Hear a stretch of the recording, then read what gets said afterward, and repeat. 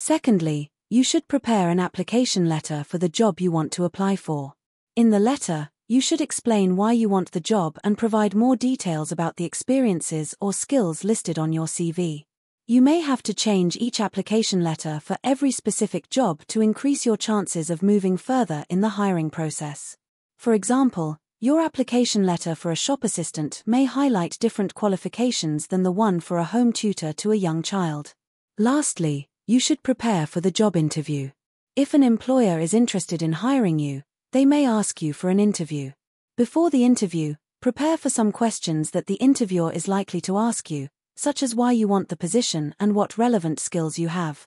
On the day of the interview, bring printed copies of your CV and application letter in case the employer wants to review them. You should also wear a professional outfit and try to be positive and friendly during your interview. The day-to-day work of a shop assistant includes greeting customers as they enter the store and answering questions about products or services available in stores. In addition, shop assistants help customers find what they need and inform them of price changes.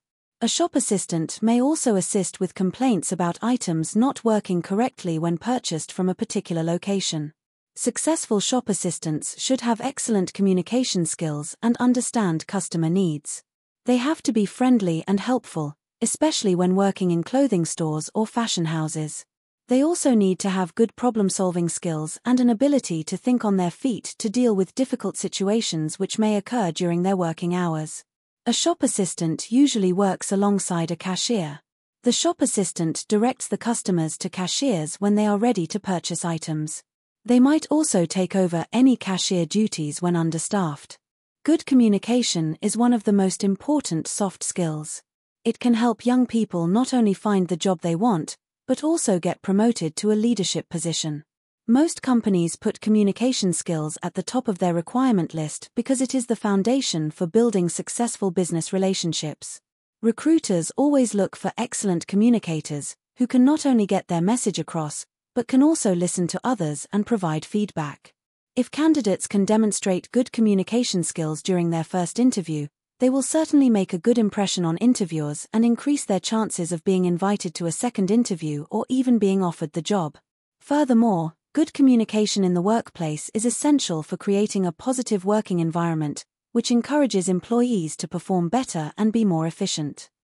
Good communicators are able not only to express ideas and thoughts clearly and concisely, but also to motivate and inspire others to work towards a common goal. Over the past few years, working from home has become very popular all over the world. An increasing number of companies allow employees to work from home at least 1 or 2 days a week. There are also companies that hire only remote workers. While working from home can come with many benefits, there are also some drawbacks to consider. The most common advantage is that it doesn't involve any commute to work.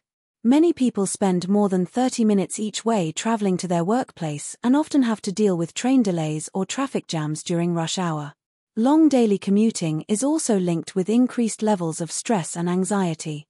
Therefore, people save time for getting extra sleep or eating a healthy breakfast if they work from home.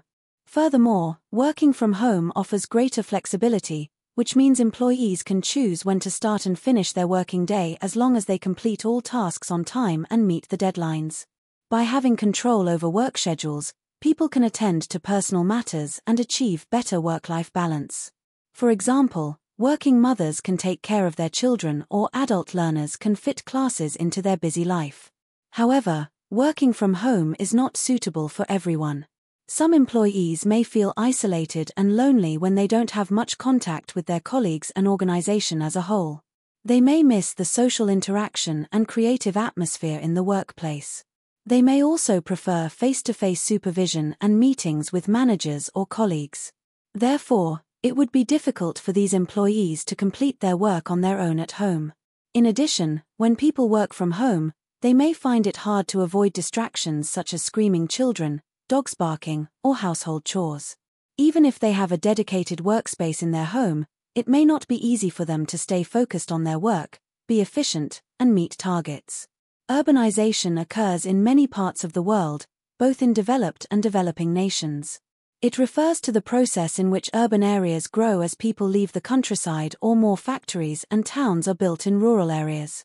This can lead to the concentration of populations into towns and cities.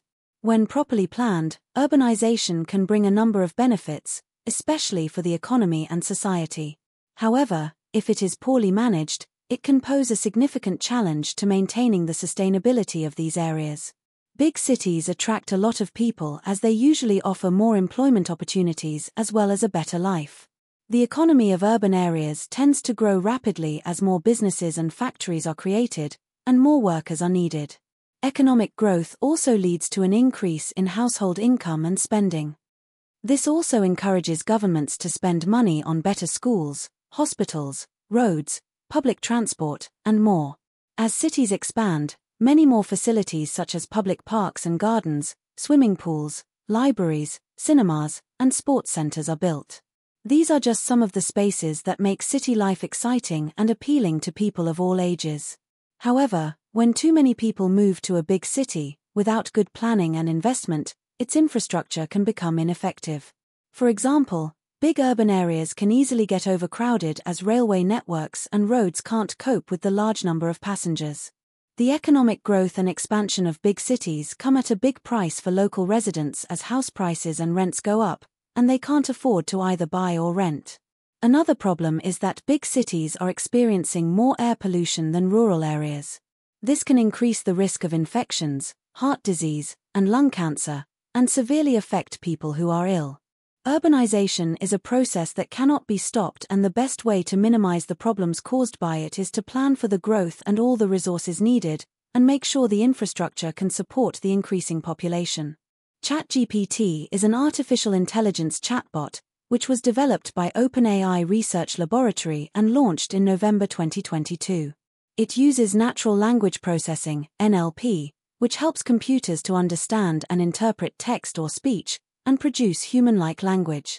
ChatGPT has been trained on a huge amount of text data from different sources such as books, articles, and web pages, which has enabled it to understand various topics and answer a wide range of questions. ChatGPT can also be used to write text in different languages, explain complex topics, and even hold conversations. One of the main advantages of ChatGPT is its ability to generate coherent and informative answers to a variety of questions on any topic, from science and technology to history and literature. ChatGPT can also generate text in different styles, which can assist you with tasks such as composing emails and essays, summarizing articles, or generating product descriptions. Moreover, ChatGPT can be used as a conversational tool, allowing users to join in natural language conversations with the system. Overall, ChatGPT is a powerful AI chatbot that has the potential to transform the way we interact with machines and access information. Artificial intelligence, AI, is likely to improve your engagement in non-STEM subjects, literature, art, education, and humanities. For instance, AI-powered language learning platforms like Duolingo and Rosetta Stone use natural language processing and machine instructions to provide personalized learning experiences. These platforms can adapt their learning content and pace to match your individual needs. This can help you learn at your own pace and in your own way, thereby increasing engagement and motivation. AI-powered writing and grammar tools such as Grammarly and Hemingway can provide instant feedback and suggestions for alternative phrasing and word choices. By analyzing your grammar, vocabulary, and style, these tools can help you improve your writing skills and communicate better. Similarly, you can play AI-powered educational games in history and social studies classes. Games like Civilization and Age of Empires use AI to create realistic historical simulations that can help you understand historical events and concepts in a more enjoyable and interactive way. In music and art, there are creative tools such as Amper Music and Dream. These tools use AI to create original music and art based on users' input. This can provide you with fun and imaginative ways to study these subjects. AI tools and platforms can be accessible to all students regardless of their geographical location or socioeconomic status. If you do not have access to traditional educational resources, you can use your mobile device to access them free of charge. Overall, AI can stimulate your interest in non-STEM subjects by providing personalized instructions, creating various learning experiences, and offering real-time feedback and support. As AI technology continues to evolve, you can expect to see even more innovative uses of AI in non-STEM education. Before the invention of newspapers, the main source of news was word of mouth. Any writings and drawings were done by hand. Although printing presses had existed in Eastern Asia, it was Gutenberg's invention in Europe in 1453 that made printing faster and books more accessible. It reduced the cost and size of printed books and made them the first form of mass media affordable to less wealthy people. Gutenberg's invention also quickened the spread of discoveries and information, and promoted literacy in Europe. The printing press led to the rise of printed newspapers that appeared regularly. The first newspapers developed from around 1612, and in a short period of time, they became very popular in Europe and the European colonies. In the 19th century, they also appeared in Asia. Newspapers and magazines are still very popular today. Although most of them have online versions, many people continue to read print media, which is considered more credible than digital media. In the 1920s, when radio, television, and video were introduced, the phrase "the media" began to be used. Black and white television quickly became popular in the 1950s, and in the 1960s color broadcasts started in many countries. Thanks to its audiovisual presentation, television became one of the most important forms of mass media in the 20th century. As a source of news, entertainment, and education, it still attracts a large number of viewers today. Over the past 30 years, the internet has changed the way people experience and create all media. Today, there are more than 5 billion internet users in the world, which is more than 60% of the global population. Current news, information, and entertainment are readily available through websites and can be easily accessed through search engines. The internet has become the most exciting type of mass media. In Vietnam, there were 72.10 million internet users in early 2022, which accounted for 73.2% of the total population. The number of social media users in Vietnam was equivalent to nearly 70% of the total population.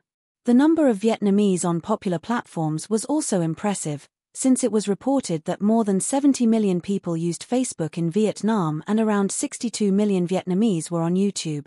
These users may not represent active or unique individuals, as some people may not check or post to their social media platforms. Besides, some accounts can belong to businesses or groups. However, these numbers still strongly indicate that the internet has become one of the most popular types of mass media in Vietnam today. Nike, one of the world's largest sportswear companies, has announced that it will no longer use kangaroo leather in the production of its shoes starting in 2023. This decision is a significant step towards wildlife protection, particularly in Australia, where millions of kangaroos are killed every year. The use of kangaroo skin in athletic shoes has always caused a lot of anger among environmental groups due to the cruel practices involved in the commercial killing of kangaroos. Many have called for a ban on the use of kangaroo leather in products, and Nike's announcement is a step towards that goal. Nike will instead produce a new version of its popular football boots made from a new synthetic material that provides better performance. The company's decision to replace kangaroo leather with a synthetic material is also in line with the growing trend among luxury brands to ban the use of kangaroo skin in their products. Other major brands such as Puma, Versace, and Prada have already taken similar steps. While Nike's decision has been widely applauded, there are concerns about the impact on the commercial kangaroo industry in Australia. Its supporters believe that banning the use of kangaroo leather in products would have negative economic impacts on the industry, despite the environmental benefits. The commercial killing of kangaroos is legal in Australia, and kangaroo products are also considered by some to be a sustainable option, as their carbon footprint is believed to be a lot lower than that of cattle and sheep. Nike's decision to stop using kangaroo leather in its products is a positive step towards wildlife protection. However, it is also important to consider its impact on the commercial kangaroo industry and the need for sustainable and humane management of kangaroo populations. The red-crowned crane, which is native to East Asia, is considered one of the most endangered crane species in the world. Moreover, the birds have faced many challenges in recent years.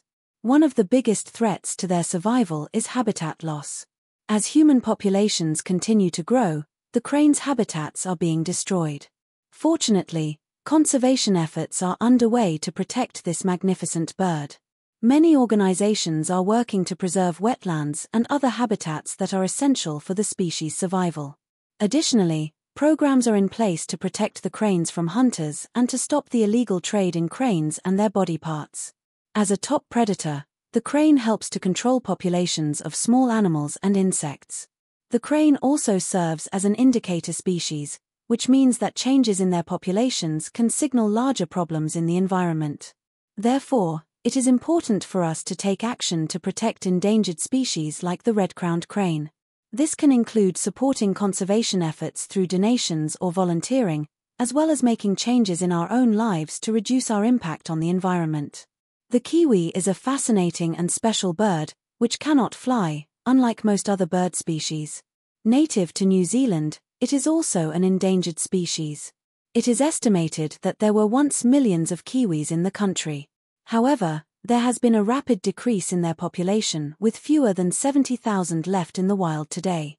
Historically, the decline was the result of the birds being hunted for meat, skins, and feathers. There are still two other threats to their survival: habitat loss and predators. Deforestation has considerably reduced areas of natural forests. Many of them have been converted into farmland or towns for economic purposes. This has reduced the kiwis' natural habitat and pushed them into areas where they are more vulnerable to predators such as dogs and wild cats.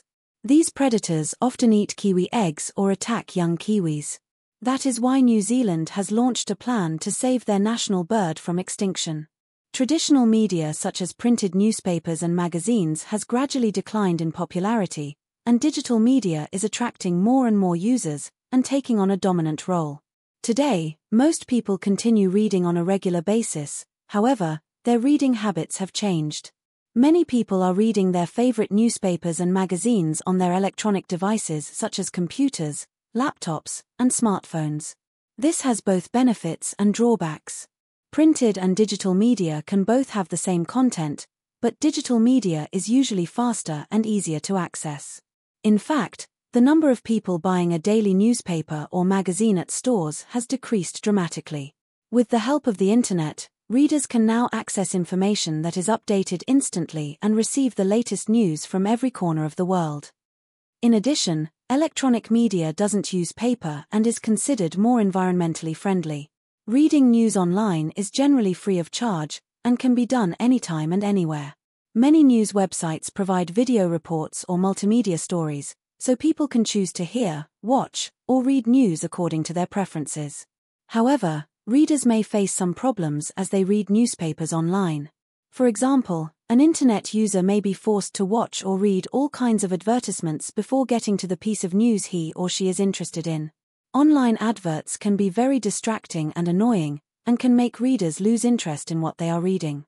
In addition, many online publications focus much more on attracting viewers and followers rather than providing detailed or accurate information. Nevertheless, digital media is an incredible source of news, information, and knowledge, and its benefits outweigh the disadvantages. Biodiversity on our planet is rapidly declining mainly due to human activities such as climate change and pollution. That is why governments and organizations have taken measures to protect wildlife and stop biodiversity loss.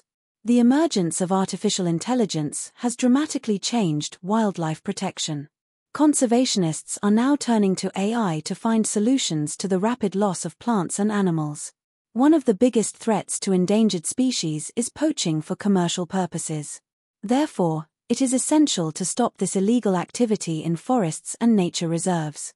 However, rangers, whose job is to take care of such large areas, find it hard to monitor wildlife and prevent poaching.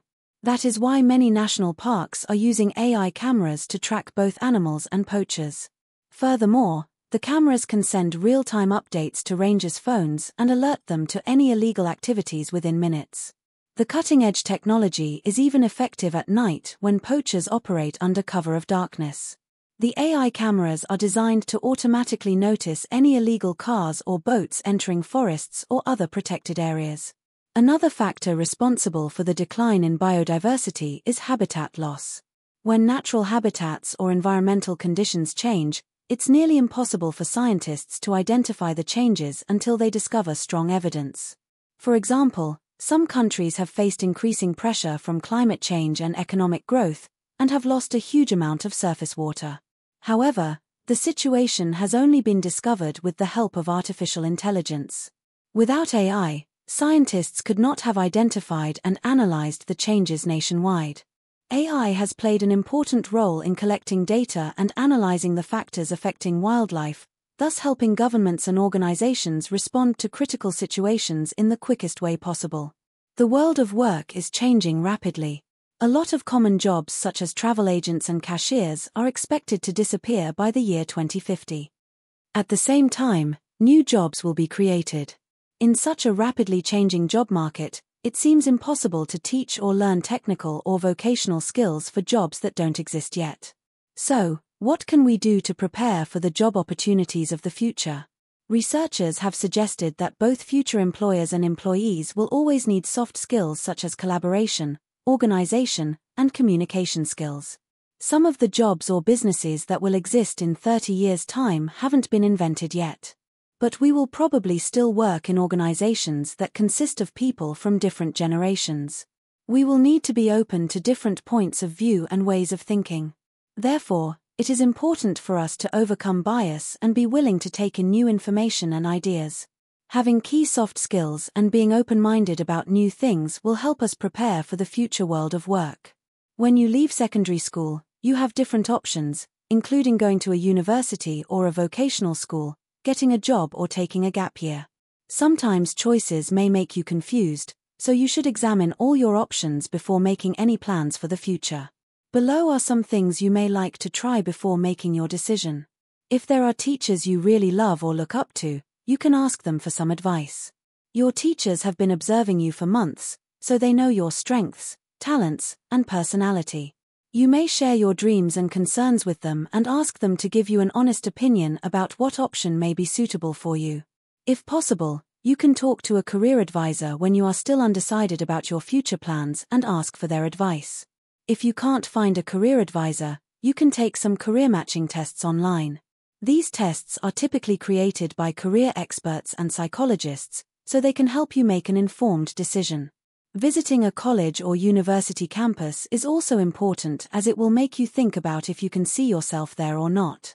Usually, educational institutions have orientation days for secondary school students to experience university life firsthand. You could even contact the university. So try following the above suggestions, and you will certainly make a more informed decision about your future plans.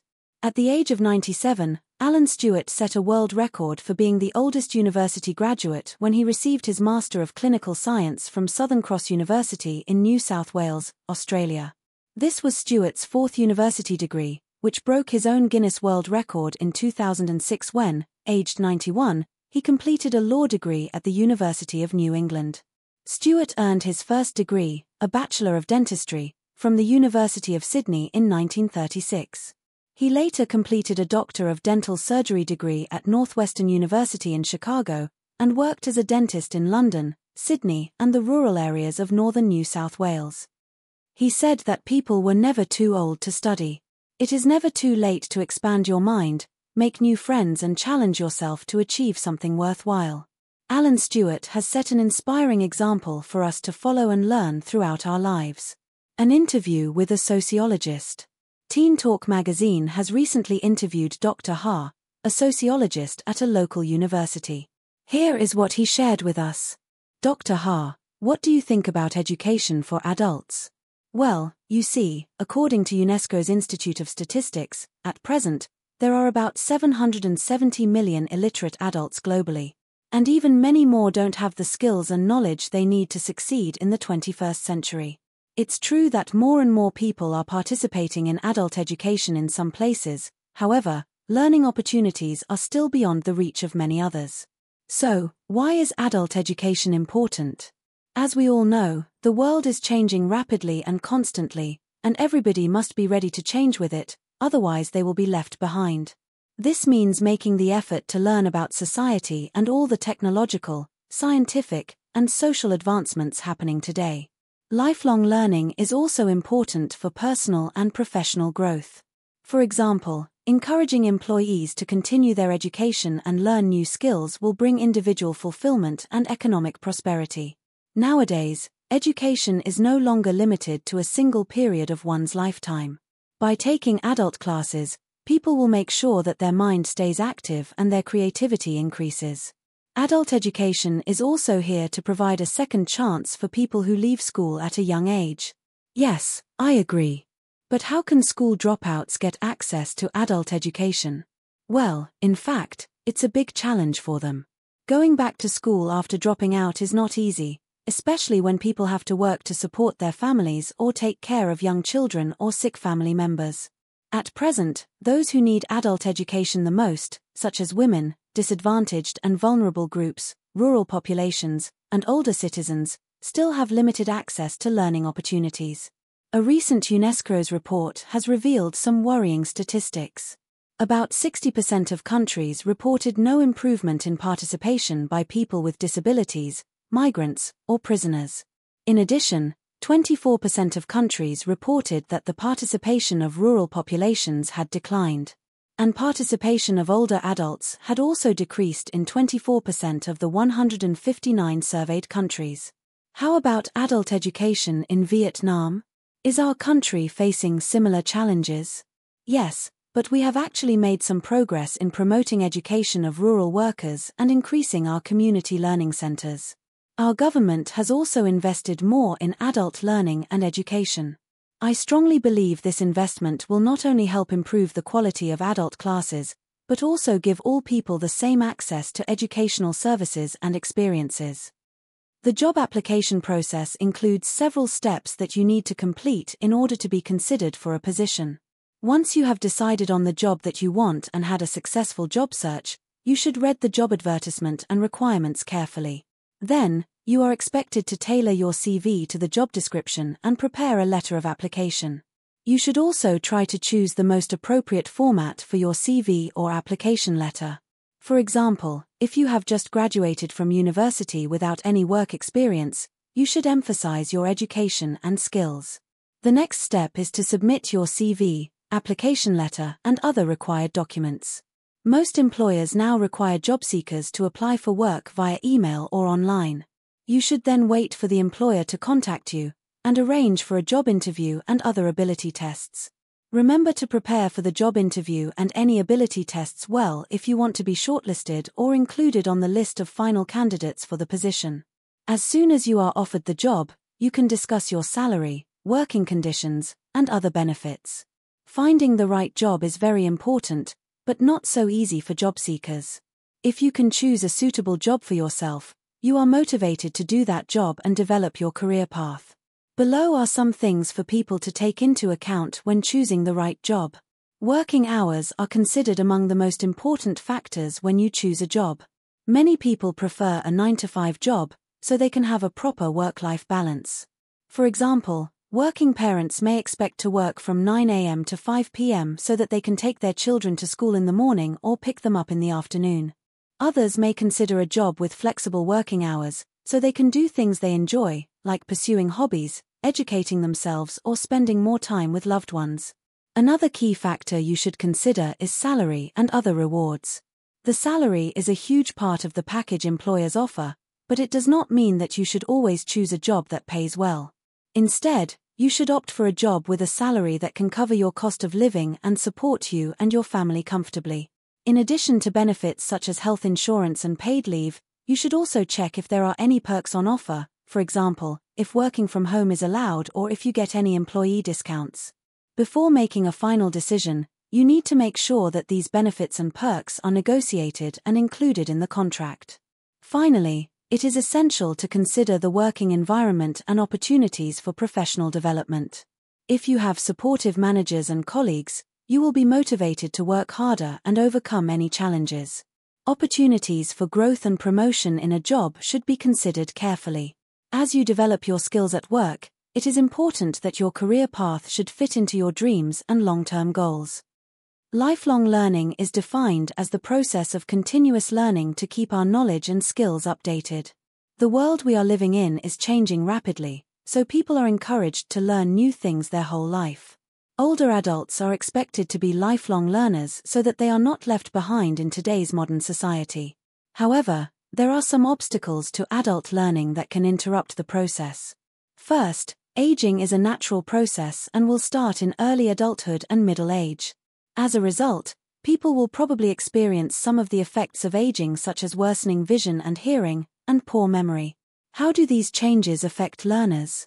When older adults decide to continue their education, they may find it difficult to keep up with younger learners in the same class. Aging is believed to affect the capacity for participating in learning activities. Moreover, as it had been a long time since they had studied, older adults require more time to recall their existing knowledge and skills, and gain any new ones. They may find it difficult to overcome this challenge and may decide not to continue their studies. The second challenge to lifelong learners, especially older adults, is that each of them has their own particular life situation, including work or family responsibilities. Many people are in full-time employment, and, in addition, they may be in charge of childcare, so they may find it hard to make time for classes or assignments. Those who live with extended family often take on more responsibilities and sometimes become overloaded. Some people may also face financial difficulties in their life, so earning a living must be their first priority. Although they may want to continue learning, they will be more concerned about how to make ends meet.